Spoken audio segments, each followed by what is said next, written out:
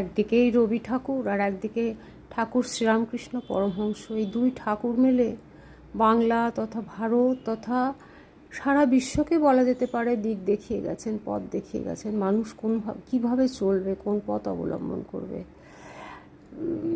ওই যে কথা বলছিলাম, রবীন্দ্রনাথ ঠাকুরের তবু একটা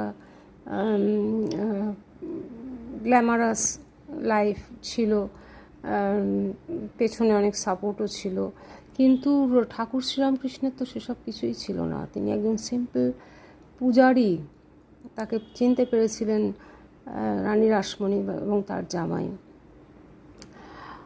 আর তাই দিয়ে সে যা করে দিয়ে গেছে, যা নাড়া দিয়ে গেছে, তার এক একটা বাণী স্বদেশে কেন বিদেশেও তার এক একটা বাণী নিয়ে রিসার্চ চলছে। তবুও এই দেশের এই হাল, তবুও এখন আমরা এইসব দেখতে হচ্ছে আমাদের।